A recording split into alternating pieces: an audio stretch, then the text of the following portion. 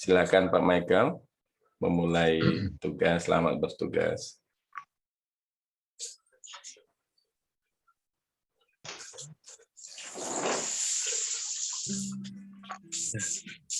Selamat pagi Bapak Ibu Saudara, mari kita sama-sama kembali kita datang ke hadirat Bapa kita yang kita selalu rindukan, pribadi yang selalu menjadi dambaan kita, pribadi yang selalu menjadi kekasih hati kita. Roh Kudus, kembali, biar pagi ini Engkau terus memimpin kami untuk semakin dekat dan semakin dekat, semakin mengenal Bapa, untuk tahu apa menjadi pikiran dan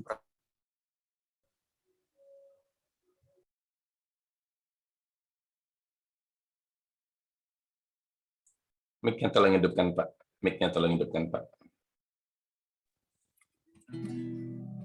Yuk kita bersyukur kepada Tuhan pagi ini. Ini hidup kami Tuhan, ini kami baik. Seperti rusa rindu sungaimu, jiwaku rindu Engkau. Kaulah Tuhan hasrat hatiku, ku rindu menyembahmu.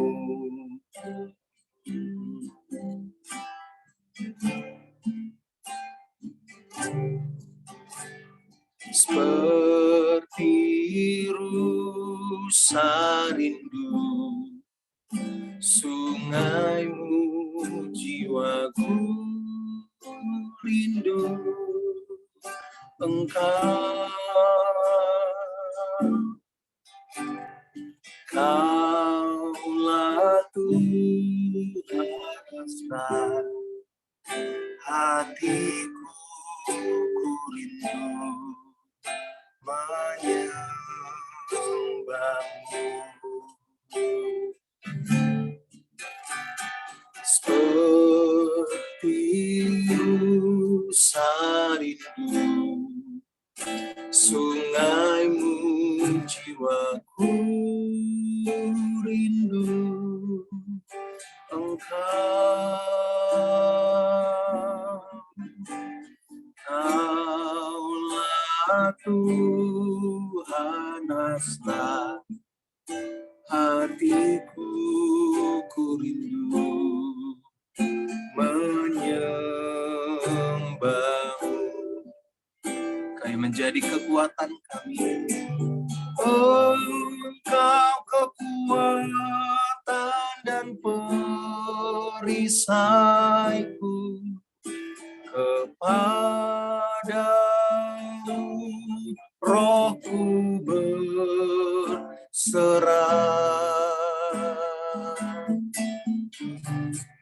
Kaulah Tuhan hasrat hatiku, ku rindu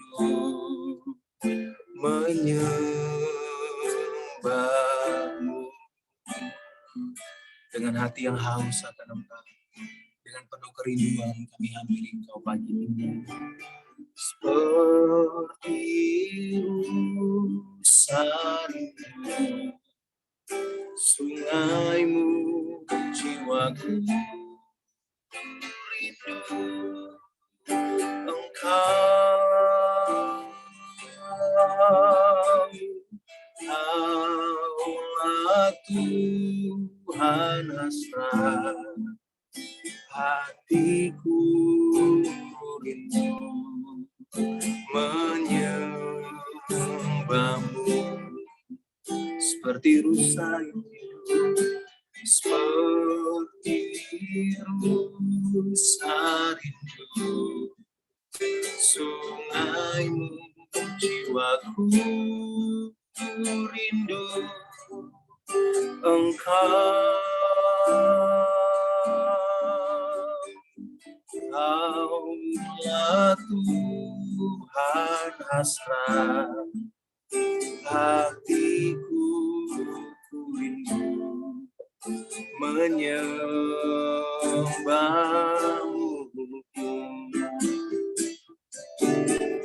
Engkau kekuatan dan perisaiku,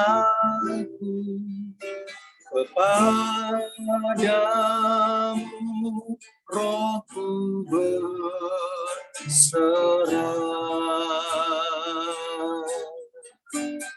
Kaulah Tuhan hasrat hatiku, ku rindu menyembahmu. Kau kekuatan, engkau kekuatan dan perisaiku, kepadamu rohku berserah.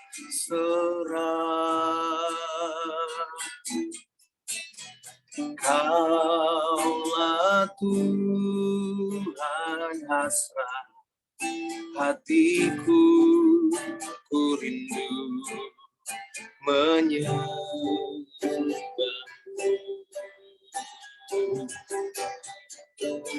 Yesus,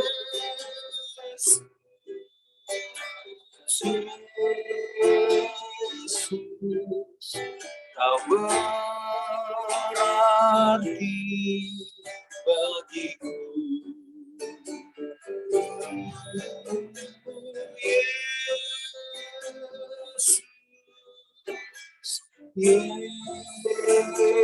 Yesus, kau segalanya bagiku. Yesus, Yesus, Yesus, Yesus, kau berarti bagiku.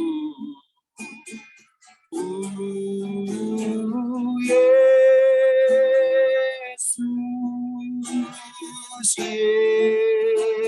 Yesus, kau segalanya bagiku.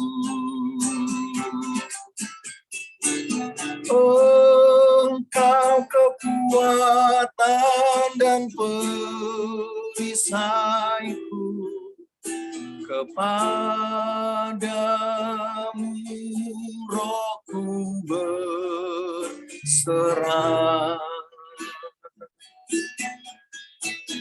Kaulah Tuhan hasrat hatiku, ku rindu menyembahmu.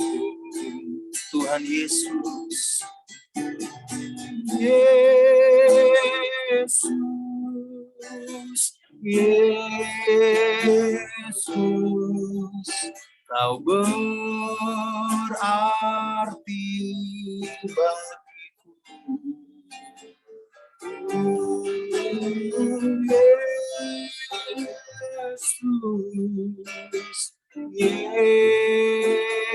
Yesus, kau segalanya bagiku. Angkat tangan kita berseru padanya. Yesus, Yesus, kau berarti bagiku.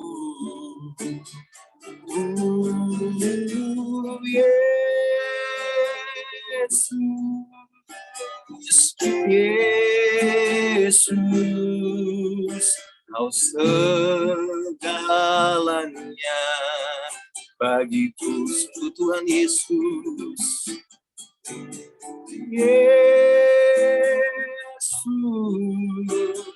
Yesus, kau berarti bagiku.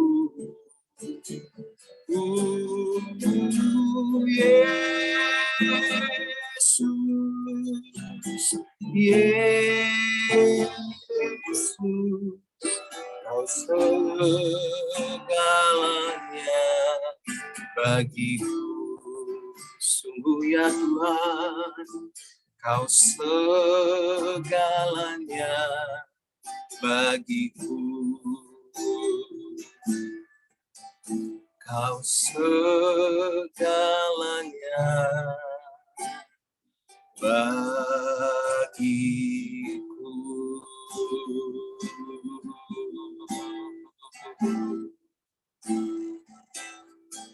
Kami anak-anak-Mu pagi ini menghampiri Engkau ya Bapa. Kami bait-Mu datang padamu. Pribadi-pribadi yang Kau tebus, pribadi-pribadi yang telah Kau beli dengan darah yang mahal.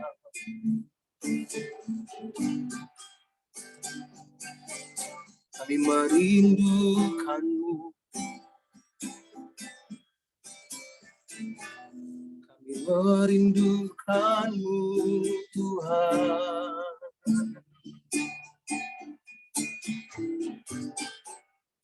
Kau hasrat dan kerinduan hati kami. Kau segalanya. Tuhan Yesus,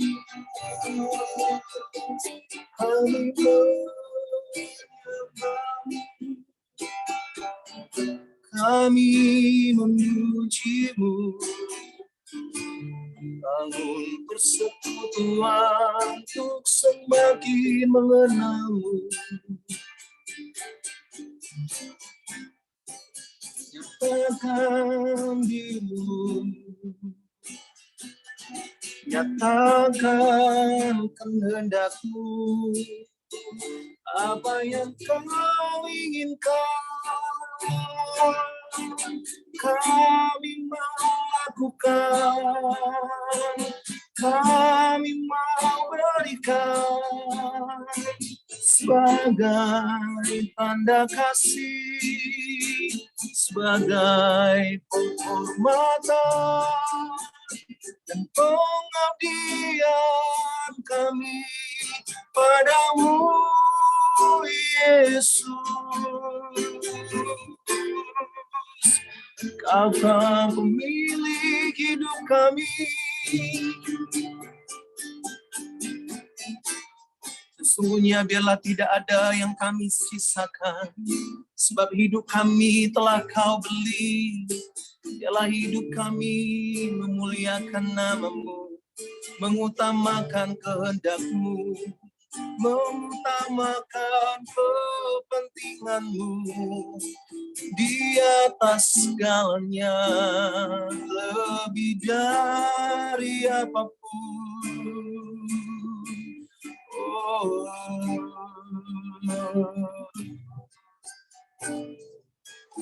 Ampuni kami atas kemelesetan kami. Ampuni kami kalau ternyata masih banyak hal yang belum berkenan. Karena itu terus bimbing kami. Kami terus memberi diri kami digarap oleh Roh-Mu. Untuk kami boleh menjadi serupa dengan gambaran Putra yang Kau kasih. Yang mulia Tuhan kami, Yesus Kristus. Garap kami terus. Kami beri diri dipimpin. Kami beri diri dituntun. Sebab kami tahu hidup kami adalah milik-Mu. Dan tubuh kami adalah bait-Mu. Kuasai sepenuhnya ya Roh Kudus. Sampai apa yang Bapa kehendaki digenapi. Hanya kehendaknya dan rencananya yang lebih utama dari apapun.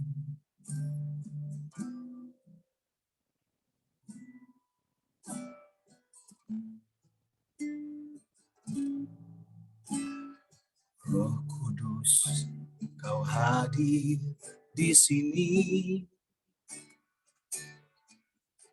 Roh Kudus, ku mengasihi-Mu. Kau lembut, Kau manis, Kaulah penghiburku, penolongku, diutus Bapakku.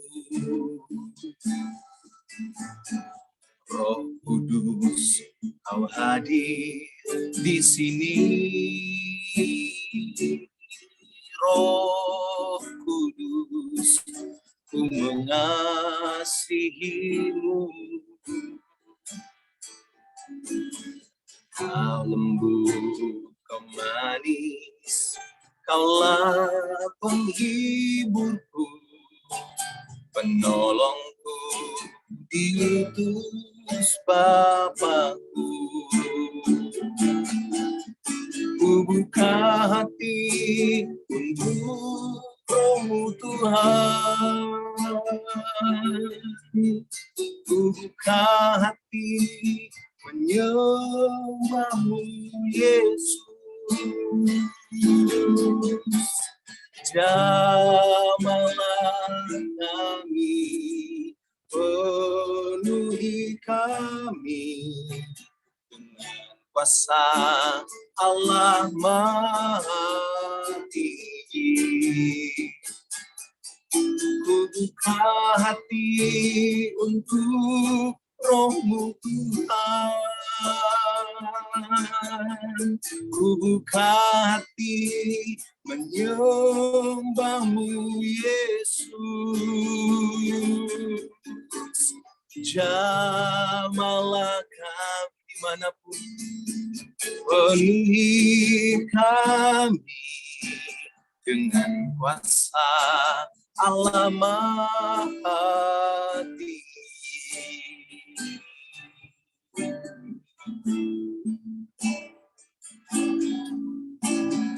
Roh Kudus, Kau hadir di sini.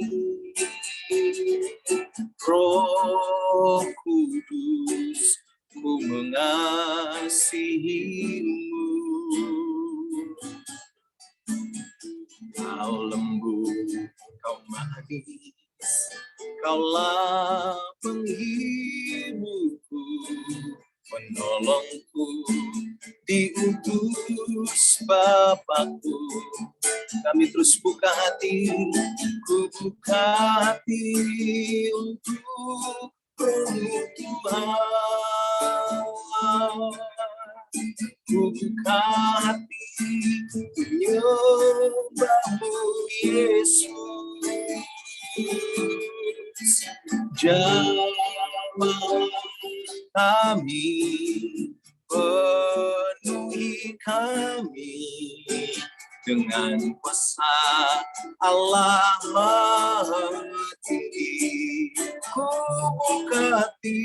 Ku buka hati untuk Roh-Mu Tuhan. Ku buka hati menyembah-Mu Yesus. Jamahlah kami, penuhi kami dengan kuasa Allah Maha Tinggi. Ku buka hati untuk Roh-Mu Tuhan. Ku buka hati menyembah-Mu Yesus. Jamahlah kami, penuhi kami dengan kuasa Allah Maha Tinggi. Boleh angkat tangan kita nyatakan. Ku buka hati untuk Roh-Mu Tuhan. Ku buka hati menyembah-Mu Yesus. Jamahlah kami, penuhi kami dengan kuasa Allah Maha Tinggi.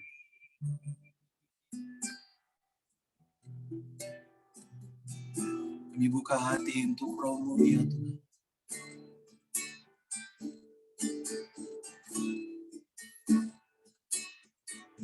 Kau penolong bagi kami yang menuntun kami kepada seluruh kebenaran.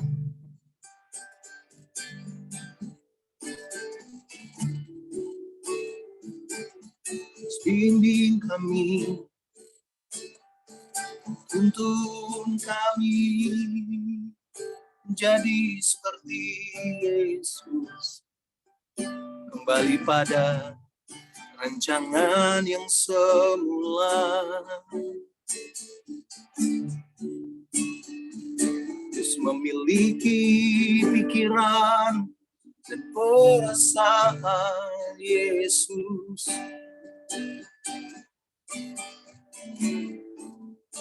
Oh, tuntun kami terus Roh Kudus, agar kami boleh mengalami perubahan kodrat dari yang berkodrat dosa menjadi berkodrat ilahi.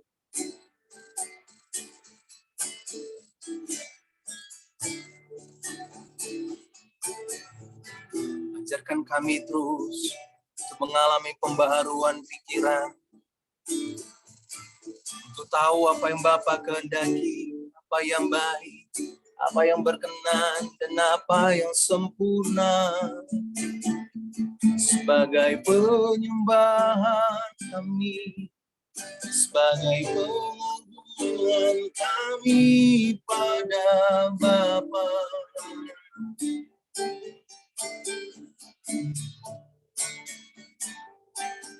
Oh, dialah tujuan kami, dialah alasan keberadaan kami di bumi ini.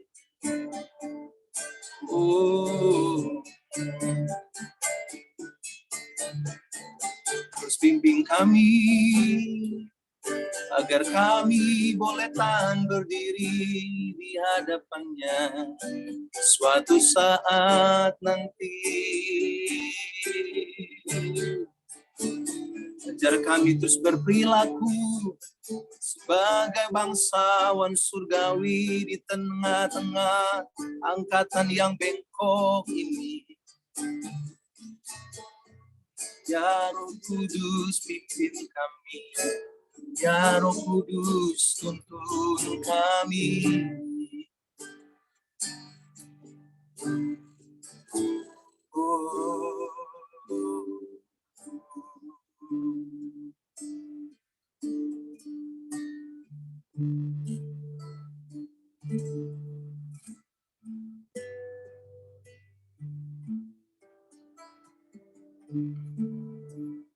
Kini saatnya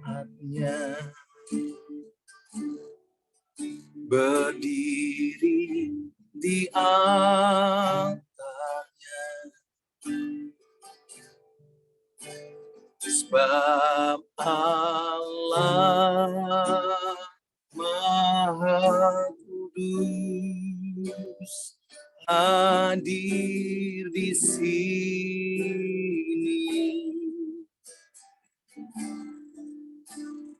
Mari memuji, angkat tangan menyembah,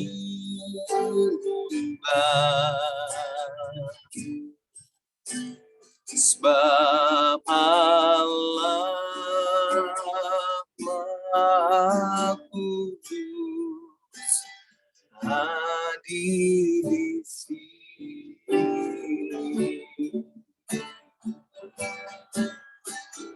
Kita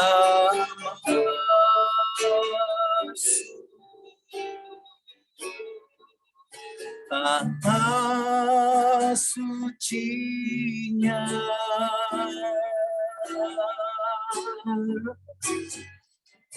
bersama para malaikat menyembah.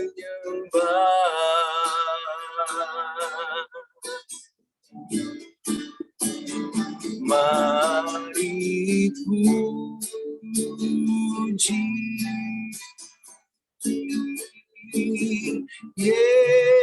Yesusku.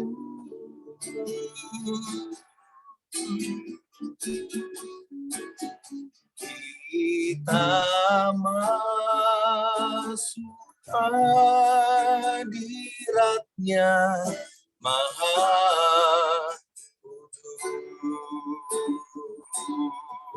Kudus. Ini saatnya berdiri di altar-Nya,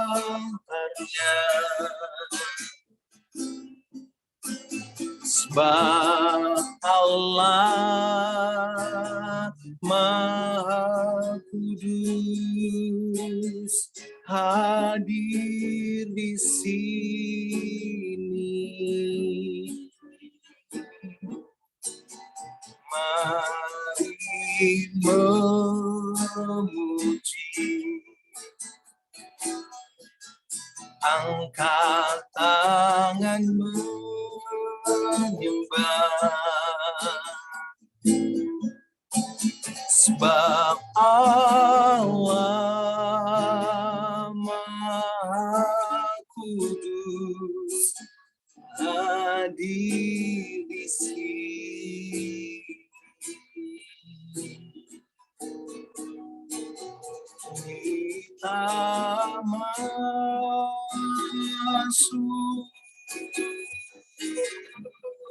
tanah suci-Nya,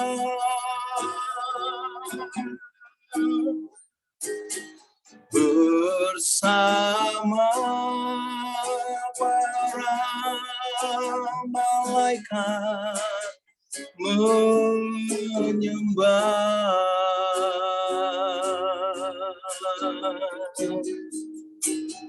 Mari puji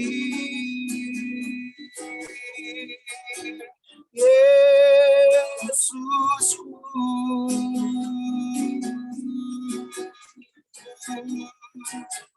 Kita masuk hadirat-Nya Maha Kudus.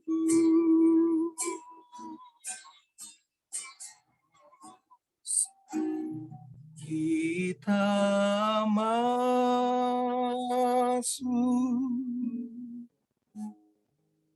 tata suci-Nya,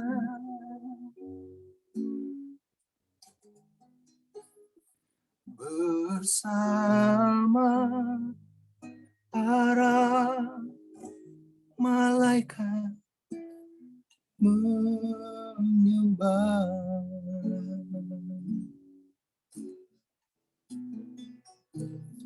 Mari puji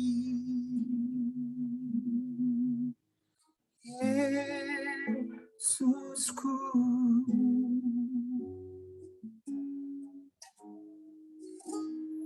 Kita masuk hadirat-Nya Maha Kudus.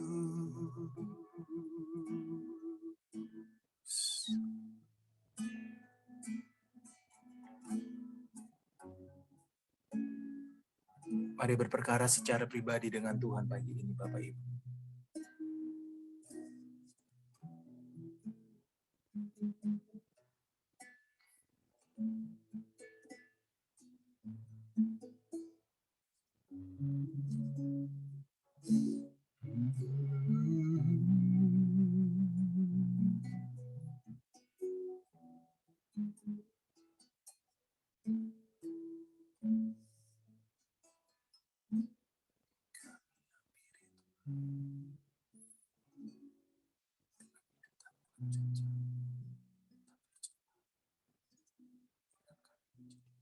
Kudus, sebagaimana Kau kudus.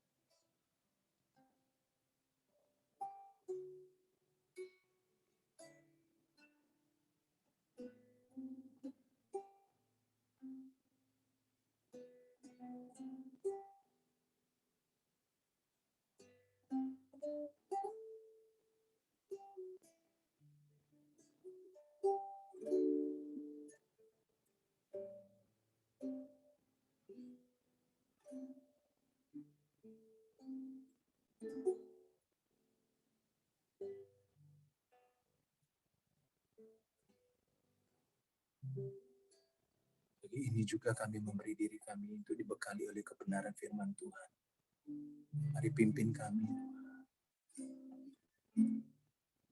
Lebih dari segalanya, dalam segala perkara, selalu melakukan kehendak Bapa. Dari waktu ke waktu, dimanapun berada, selalu menyenangkan hatimu Bapa. Dengan tekun berlomba memandang anak domba mengambil bagian dalam kekudusan-Mu. Tekadku mengenakan serupa Yesus Tuhan, sesuai rancangan-Mu yang semula, menyenangkan-Mu, menyenangkan-Mu, dimanapun dan kapanku, dalam segala perkara, menyenangkan-Mu, menyenangkan-Mu, sejak di bumi sampai selamanya, sejak di bumi sampai selamanya, sejak di bumi sampai selamanya. Diserahkan waktu ini kepada Pendeta Dr. Benny untuk memberitakan firman Tuhan. Bapak, Ibu, Saudara yang dikasihi Tuhan, satu kali Tuhan Yesus mengatakan hal yang penting kepada orang Yahudi yang ada di situ, tetapi tidak semua orang Yahudi, hanya kepada orang Yahudi yang percaya kepadanya. Tuhan Yesus mengatakan barang siapa berbuat dosa, dia adalah hamba dosa. Yohanes 8 ayat 34. Saya bacakan Yohanes 8 ayat 34. Sebelumnya kita ke ayat 31 kalimat awal. Maka katanya kepada orang Yahudi yang percaya kepadanya. Ini tidak sembarangan Bapak Ibu Saudara. Mungkin sekian banyak kita yang hadir di sini, kalau kita tidak sungguh-sungguh Kristen, mungkin Tuhan Yesus tidak bersuara dalam hati kita hal ini. Di ayat 34, aku berkata kepadamu, sesungguhnya setiap orang yang berbuat dosa adalah hamba dosa. Dalam Kamus Besar Bahasa Indonesia, kata hamba adalah seorang budak belian. Seorang manusia yang dibeli oleh orang yang tentunya secara ekonomi lebih kaya dan lebih tinggi secara jabatan untuk dijadikan pekerja melakukan pekerjaan kasar. Ingat baik-baik, melakukan pekerjaan kasar. Ini Kamus Besar Bahasa Indonesia. Mengapa Tuhan Yesus berkata budak? Sebab konsep budak zaman itu dengan hari ini sungguh sangat berbeda. Undang-undang sipil negara Yahudi, Israel, mengatur hal ini. Jadi kalau ada seorang hamba, dia mau menghambakan dirinya kepada seorang tuan, negara mengatur, undang-undang sipil mengatur bahwa range waktunya itu minimal 6 tahun. Jadi tidak boleh kurang, tidak boleh lebih. Kalau sebelum 6 tahun si budak ini berhenti atau dia dipecat oleh tuannya, maka ada konsekuensi logis yang diatur oleh undang-undang sipil. Tetapi tahun ke-7, majikan ini punya kewajiban untuk melepas si budak ini sebagai orang merdeka. Jadi kontraknya 6 tahun, tahun ke-7 dia harus dilepas. Kalau tidak dilepas, maka ada konsekuensi juga untuk sang majikan. Namun, lagi-lagi Undang-Undang Sipil mengatur, kalau si budak ini merasa dia betah dan dia nyaman kerja sama tuan ini selama 6 tahun, lalu dia berkata, Tuan, aku tidak mau dilepas jadi orang merdeka, aku mau mengabdi kepada engkau, si tuan ini juga tidak boleh menolak, dia harus menerima. Dengan konsekuensi, si budak ini menghamba seumur hidupnya kepada tuan ini. Aturan ini bisa kita lihat di Ulangan 15 ayat 12-18, tapi kita nggak usah buka ayatnya, nanti Bapak Ibu baca sendiri. Ini sudah ada dalam Alkitab di Ulangan 15 ayat 12-18. Nah, Bapak Ibu Saudara, ketika ada orang percaya, ini konsepnya adalah orang Yahudi yang percaya kepada Tuhan Yesus. Ketika ada orang percaya masih hidup di dalam dosa, sesungguhnya di mata Tuhan, posisi orang percaya demikian lebih rendah dari dosa itu sendiri atau iblis. Sebab dia menghambakan dirinya kepada dosa, kepada iblis. Ingat, posisi seorang hamba itu tidak mungkin lebih tinggi daripada seorang tuan, dan hak-hak hidupnya itu dicopot. Kemudian dia harus mendengarkan, mentaati, menuruti apa yang tuannya mau. Sejak semula manusia diciptakan segambar dengan diri Allah. Dan tujuan Allah sangat mulia agar manusia itu bisa kembali berprogresif menjadi serupa dengan gambaran Allah. Tetapi dosa merusak semua itu. Sehingga posisi manusia ketika manusia pertama jatuh dalam dosa, posisinya tidak lebih tinggi dari dosa itu sendiri. Nah, agar manusia kembali menjadi mulia seperti semula, memiliki kemampuan berkembang menjadi serupa dengan Allah. Itulah sebabnya Tuhan Yesus datang 2000 tahun yang lalu. Dia hendak melepaskan manusia dari perbudakan dosa, dan Tuhan menawarkan kemerdekaan sejati untuk manusia. Dan Tuhan Yesus mempertemukan kembali manusia dengan Tuannya yang benar, yaitu Allah Bapa di surga. Inilah sebuah keselamatan. Keselamatan itu tidak sekedar bicara soal bebas dari neraka dan boleh masuk surga, tetapi keselamatan adalah sebuah proses di mana Tuhan Yesus mengerjakan proses ini untuk menempatkan kembali Bapak, Ibu, Saudara, dan saya kepada posisi semula mulia di hadapan Allah. Tapi sayang sekali banyak orang Kristen, banyak orang percaya keliru melihat hal ini. Banyak orang berpikir, termasuk saya dulu berpikir, asal sudah percaya Tuhan, asal sudah Kristen ditandai dengan baptis, mati pasti masuk surga. Sehingga Kristennya itu jadi Kristen sekedarnya, Kristen ala kadarnya.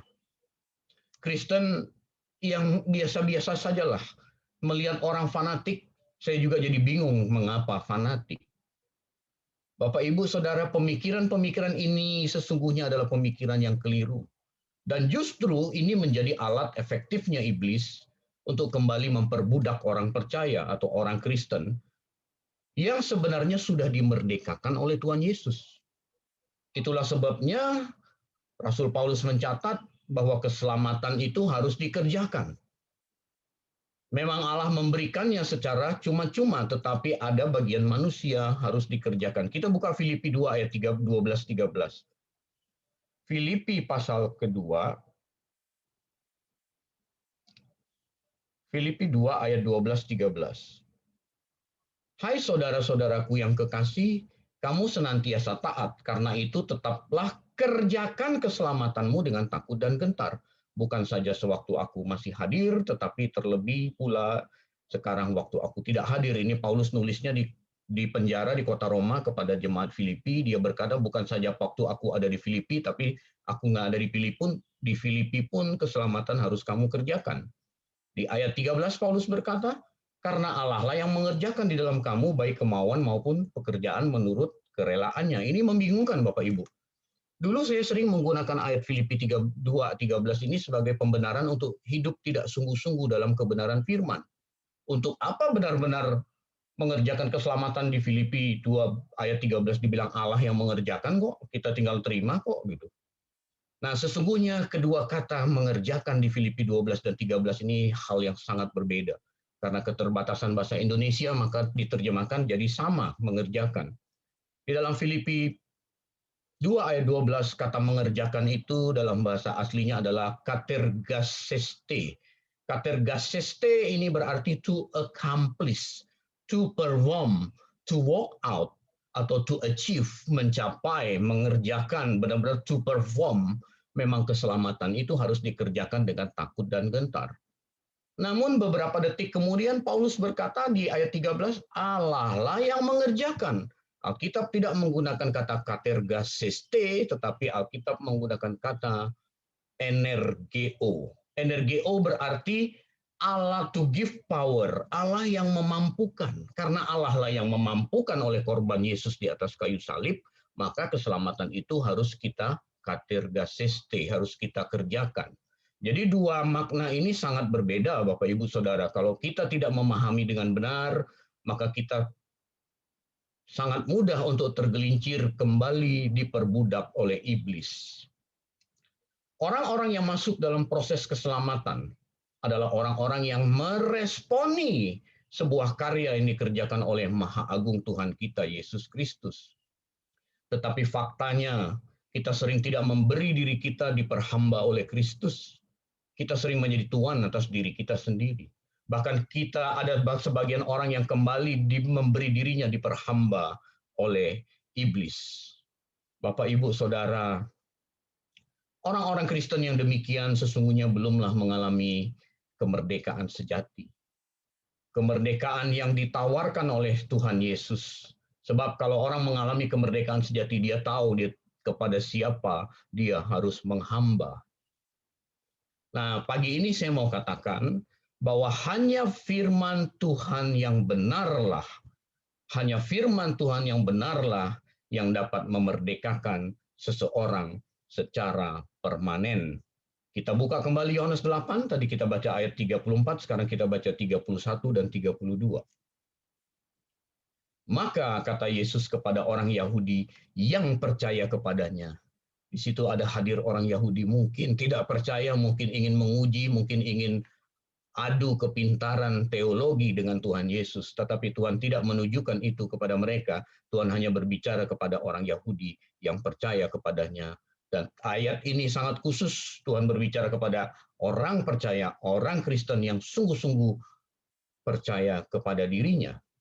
Jikalau kamu tetap di dalam firman-Ku, kamu benar-benar adalah murid-Ku, dan kamu akan mengetahui kebenaran, dan kebenaran itu akan memerdekakan kamu. Bapak, Ibu, Saudara, itulah sebabnya firman Tuhan harus menjadi kebutuhan utama rohani orang percaya. Belajar kebenaran firman termasuk di dalam organisasi BBCO itu kami sediakan supaya kita sungguh-sungguh dimerdekakan oleh perbudakan iblis, karena hanya firman yang dapat membuat kita merdeka. Belajar Alkitab itu kemutlakan, bukan hanya milik pendeta, tapi milik semua orang percaya. Jikalau kamu tetap dalam firman-Ku, dalam bahasa Yunani tetap itu meno.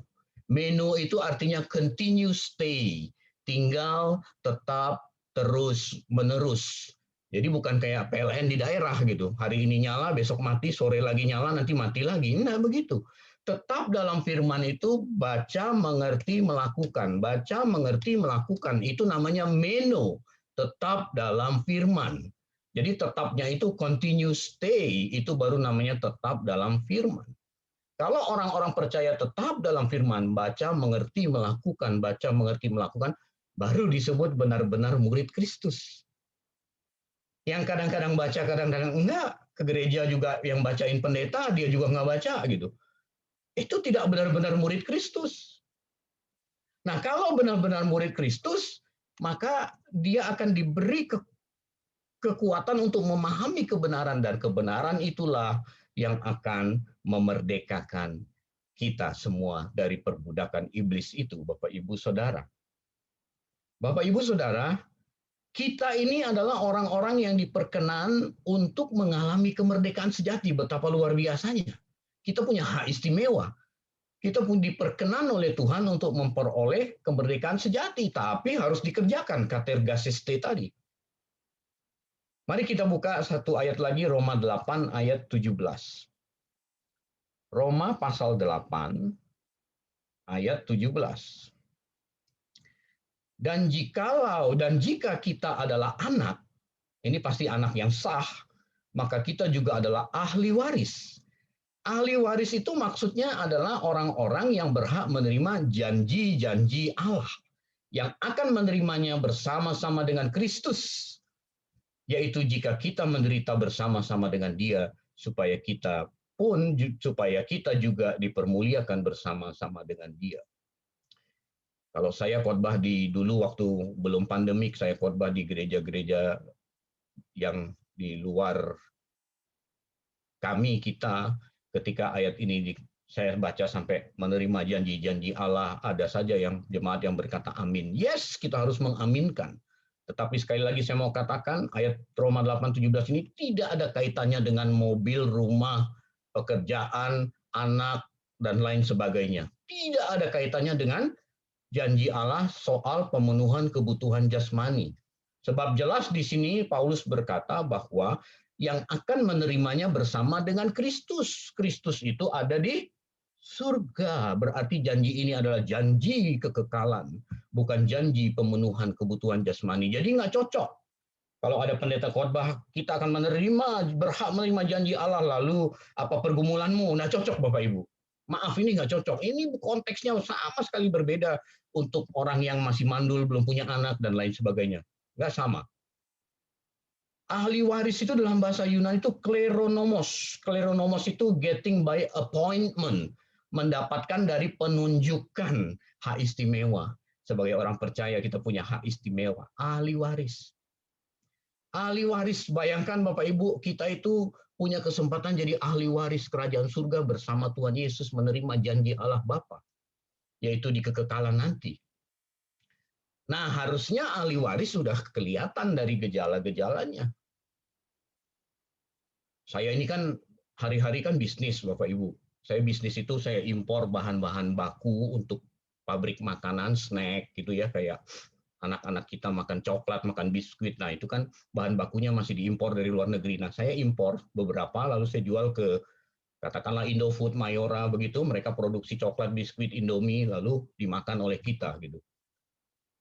Nah, satu kali beberapa tahun yang lalu saya ke sebuah pabrik skala kecil menengah, karena saya juga kenal dengan ownernya, juga orang Kristen, jadi saya sering mampir ke sana ngobrol gitu. Beliau ini produksi snack. Dia telah mempersiapkan anaknya yang bungsu untuk meneruskan pabrik itu. Itulah sebabnya dia sekuliahkan anaknya di teknik industri. Karena dia sudah mempersiapkan, kan nggak mungkin orang megang pabrik snack, kuliahnya dokter gigi gitu. Nanti snacknya jadinya bentuk gigi semua kan gitu, nggak ada yang beli gitu. Nah, ketika saya datang, satu kali dia ajak anaknya itu ngobrol-ngobrol dengan saya, tanya tentang bahan baku dan lain sebagainya. Dia berkata dia dipersiapkan, lalu sesekali anaknya itu masuk ke ruang produksi, ngecek ini itu. Gitu. Si teman saya berkata, saya mempersiapkan dia menggantikan posisi saya, karena saya lihat dia memang yang punya bakat yang dari kecil itu sering ikut. Gitu. Bapak, Ibu, Saudara, dia sudah dipersiapkan untuk menerima pabrik snack itu, makanya dia dipersiapkan. Dan ciri-cirinya udah kelihatan.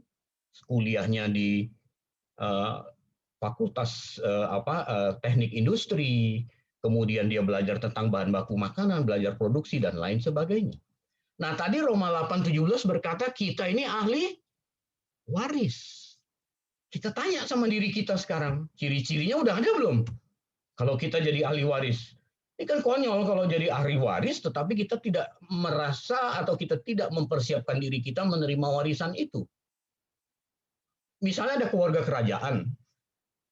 Kalau ada anak putra yang lahir, dialah yang jadi raja, kan gitu.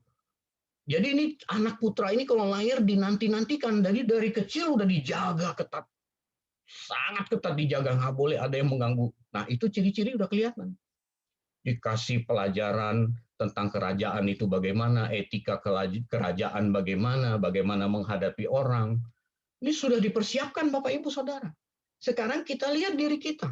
Alkitab berkata kita ini ahli waris. Kita bersedia menerima janji Allah. Adakah kita mempersiapkan diri kita menjadi ahli waris? Apakah kita sungguh-sungguh sudah mengenakan ciri-ciri ahli waris itu? Jangan-jangan masih ada orang yang ngutang bertahun-tahun kepada orang nggak bayar gitu. Karena orangnya udah nggak nagih, ya udahlah nggak dibayar. Ini bukan ciri ahli waris Bapak Ibu. Jangan-jangan masih ada di antara kita yang mata keranjang. Ini bukan ciri ahli waris. Sebab ketika ada orang percaya masih berjibaku dengan dosa atau masih memberi diri jatuh dalam dosa, akhirnya hidup dalam dosa, dia memposisikan dirinya kembali diperbudak oleh iblis. Saya sudah katakan di awal tadi, dalam Kamus Besar Bahasa Indonesia, budak itu posisinya lebih rendah daripada tuan. Bayangkan kalau ada orang percaya yang demikian, yang sudah dipulihkan oleh Tuhan Yesus, punya kesempatan menjadi serupa dengan gambarannya, memberi diri menjadi orang yang lebih rendah dari iblis. Ini kan betapa rendahnya orang Kristen yang demikian, Bapak Ibu. Sekalipun dia di gereja itu jadi aktivis pakai jas, bahkan jadi pendeta seperti saya. Bahkan digandrungi banyak orang karena khotbahnya bagus. Tetapi ketika dia masih berbuat dosa, posisinya lebih rendah dari iblis. Ini yang ngomong Alkitab, bukan saya, Bapak Ibu. Ini juga teguran buat saya. Bapak Ibu Saudara, mari kita memeriksa diri kita. Kita memeriksa diri kita untuk melihat apakah benar-benar ciri-ciri ahli waris itu ada dalam diri kita. Nah, menderita bersama Kristus itu juga jangan salah diartikan, Bapak Ibu. Wah, jadi Kristen malah menderita. Ngapain jadi Kristen? Kan begitu. Dulu kan saya begitu. Maaf, saya ini baru dibaptis tahun 2006. Sebelumnya saya kafir. Saya bukan, maksud kafir itu bukan Kristen gitu. Saya tidak mengerti Alkitab. Dulu waktu mau masuk Kristen juga lihat-lihat Alkitab. Kok menderita ngapain gitu. Menderita bersama Kristus itu bukan berarti kita jadi gembel, jadi orang bodoh, diperlakukan tidak adil. Tetapi menderita bagi Kristus adalah lihat apa yang Kristus lakukan. Dia menanggung penderitaan yang tidak harus dia tanggung. Demi memenuhi kehendak Bapa. 1 Petrus 2 ayat 19 sebagai ayat terakhir. 1 Petrus 2 ayat 19. Sebab adalah kasih karunia jika seorang karena sadar akan kehendak Allah menanggung penderitaan yang tidak harus ia tanggung. Sebab adalah kasih karunia. Kasih karunia itu bahasa Yunani itu charis, berkat. Sebuah berkat besar kalau kita karena sadar Allah menghendaki kita menanggung penderitaan yang tidak harus kita tanggung. Menanggung penderitaan yang tidak harus kita tanggung itu sesuatu yang sesuai dengan kehendak Allah seperti yang dilakukan oleh Tuhan Yesus. Jadi ketika Anda diperlakukan tidak adil oleh orang, Anda tidak membalas. Bersyukur karena kita siap diberkati oleh Tuhan. Jangan menggerutu, jangan mengeluarkan kata-kata mengutuki orang itu, sama sekali jangan. Karena di situ kita punya kesempatan untuk serupa dengan gambaran anaknya. Di situ kita punya kesempatan untuk menanggung sebuah penderitaan yang tidak harus kita tanggung, namun dalam kehendak Bapa. Ini satu berita luar biasa, Bapak Ibu. Itulah sebabnya pengajaran kekristenan yang benar itu selalu paradok dengan dunia. Kalau orang dunia mana mau menderita, tetapi kalau kita demi memenuhi kehendak Bapa, kita rela menderita, kelihatannya menderita, tapi di mata Tuhan sesungguhnya kita menjadi orang-orang yang siap diberkati, menerima janji-janji Allah. Toh kita tidak lama hidup di bumi ini, Bapak Ibu Saudara. Suatu hari kita akan mati, dan suatu hari kita akan memulai sebuah kehidupan yang baru di langit baru, bumi baru. Nah, dalam sisa umur hidup kita ini, Pak Ketut begitu terbeban berat menyediakan organisasi sarana BBCO ini bagi kita untuk belajar kebenaran firman Tuhan yang benar, supaya kita sungguh-sungguh mengerti kebenaran dan akhirnya kita dimerdekakan oleh firman itu sendiri, dan kita tidak kembali memberi diri kita diperbudak oleh dosa dan oleh iblis. Itulah tujuan utama dari BBCO ini, nggak cari untung. Saya tahu, Pak, walaupun saya belum kenal lama dengan Pak Ketut, tapi saya tahu siapa beliau. Kami baru kenal mungkin beberapa tahun begitu ya Pak Ketut ya. Tapi sudah punya hubungan emosional yang dalam, Bapak Ibu. Jadi setiap Pak Ketut dekat saya bawaannya pengen emosi begitu ya. Enggak, ini canda yang terakhir. Kita tutup dengan doa, mari kita tundukkan kepala. Bapak, terima kasih untuk firman yang sudah kami dengar. Jadikan firman ini rema dalam kehidupan kami, Bapak. Sehingga kami sungguh-sungguh belajar kebenaran firman-Mu di lembaga BBCO yang Tuhan sudah hadirkan di tengah-tengah kami, supaya kami terus mengerti kebenaran firman-Mu dan kami terus menjadi murid-Mu yang sah sehingga kami dimerdekakan oleh firman. Terima kasih Bapa, dalam nama Tuhan Yesus kami berdoa dan mengucap syukur. Amin. Terima kasih. Saya kembalikan ke Pak Ketut, silakan. Amin. Puji Tuhan. Kita semua diberkati, amin. Yang diberkati angkat jempol, saudara. Haleluya. Sisi Pak Beni untuk berkatnya. Pak. Tuhan berkati. Bapak Ibu, kita akan jumpa nanti malam kuliah kita di BBCO jam 19.30 WIB ya. Sebentar kita akan masuk dalam doa syafaat. Tolong sisipkan doa juga untuk keinginan kami untuk memiliki BBCO TV yang juga Pak Beni berperan di situ, berperan besar. Bagaimana kita ingin mewarnai dunia dengan fasilitas yang akan kita bangun, yaitu BBCO TV ini. Mudah-mudahan atas kehendak Tuhan, dukungan saudara, dan juga kerja keras para dosen, para founder di BBCO. Semua dosen adalah founder di sini dan Anda juga bagian di dalamnya. Kita berdoa supaya BBCO TV bisa segera terrealisasi, sehingga kita bisa memiliki akses yang lebih besar, kesempatan lebih besar untuk mewarnai dunia dengan kebenaran. Saya tahu bahwa mengikuti pendidikan di BBCO itu banyak tantangan, ada beberapa orang yang ditekan oleh gembalanya, ada juga yang disesat-sesatkan, tapi nggak apa-apa, biar kiranya BBCO akan memberikan bukti, bukan karena kita mau sombong, tapi kita membuktikan bahwa Anda tidak salah ada di BBCO. Karena BBCO ini adalah wadah di mana Allah bangun untuk mewarnai dunia dengan kebenaran, dan setelah kita selesai di BBCO, saudara semua keluar menjadi duta-duta kerjaan Allah yang akan menjadi pewarta kerjaan Allah dan menghidupi kebenaran itu sebagai ahli waris kerajaan yang layak dan bernilai tinggi di hadapan Tuhan. Puji Tuhan Bapak Ibu. Ya, tetap kuat di dalam Tuhan, tetap fokus. Karena itu Bapak Ibu, kita akan duduk dalam doa. Jangan lupa juga berdoa untuk bangsa negara. Nanti Bapak Pendeta Nangah Yusak Sarjana akan memimpin kita dalam doa syafaat sekaligus doa berkat untuk kita pagi ini. Silakan hambanya.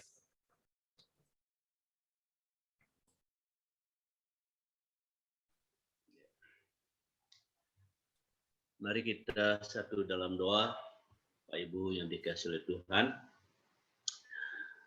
Bapak, kami mengucap syukur kalau pada pagi hari ini kami boleh ada di dalam persekutuan, di dalam acara Morning Blessing BBCO. Kami sangat bersyukur Tuhan untuk kesempatan kami bersekutu di pagi hari dengan Tuhan dan juga dengan sesama kami, anak-anak Tuhan, hamba-hamba Tuhan di dalam persekutuan ini. Dan terima kasih Tuhan untuk kebenaran firman-Mu yang boleh kami dengar dari hamba-Mu, Bapak Pendeta Dr. Benny. Terima kasih Tuhan bahwa Engkau mengajarkan kami supaya kami terus lebih sungguh-sungguh lagi mempersiapkan diri kami, sebab kami ini adalah ahli-ahli waris kerajaan Allah. Karena itu kami sebagai yang sedang dipersiapkan, kami juga harus mempersiapkan diri kami, memperlengkapi hidup kami, supaya kami semakin hari semakin layak, semakin serupa dengan gambaran Bapa di dalam Yesus Kristus. Terima kasih Tuhan, berkati hamba-Mu yang sudah boleh menjadi saluran berkat bagi kami pada pagi hari ini, memberkati keluarga, memberkati pelayanan, memberkati segala usaha dan pekerjaannya. Terima kasih Tuhan. Bapak, pada kesempatan ini kami mau berdoa untuk setiap hamba-hamba-Mu yang sudah hadir dalam persekutuan pagi hari ini. Engkau memberkati mereka, dan biarlah Tuhan juga mereka akan terus menjadi hamba-hamba Tuhan, menjadi anak-anak Tuhan yang semakin hari semakin serupa dengan Tuhan. Dan melalui BBCO mereka akan semakin hari diperlengkapi, bukan hanya diperlengkapi secara knowledge, secara pengetahuan, tapi mereka diperlengkapi dengan hal-hal yang rohani, kebenaran-kebenaran firman Tuhan yang dapat mengubah kehidupan mereka. Sehingga mereka nanti juga Tuhan akan menjadi berkat bagi banyak orang. Dan mereka pun akan Tuhan pakai untuk mengubahkan kehidupan banyak orang. Terima kasih Tuhan. Dan Engkau memberkati setiap anak-anak-Mu dan setiap pergumulan mereka, apapun yang menjadi pergumulan mereka saat ini. Oh Tuhan, Engkau memberi kekuatan kepada mereka. Dan Tuhan memberi kepada mereka jalan keluar. Dan juga Tuhan memberkati pekerjaan, usaha mereka. Sehingga mereka juga menjadi pribadi-pribadi yang hidup dalam berkat-berkat yang berlimpah, baik rohani, jiwani maupun berkat-berkat jasmani. Terima kasih Tuhan, kami berdoa untuk bangsa dan negara kami yang kami kasihi, terlebih yang Tuhan juga kasihi, Indonesia. Oh Tuhan, kami berdoa supaya Tuhan menyembuhkan Indonesia yang saat ini sedang menderita karena COVID, menderita dalam berbagai aspek, baik Tuhan ekonomi, politik, dan juga Tuhan menderita secara fisik. Banyak orang-orang yang sakit, Dan bahkan tidak sedikit mereka yang meninggal karena COVID ini. Karena itu kami berdoa, Tuhan selamatkan bangsa kami.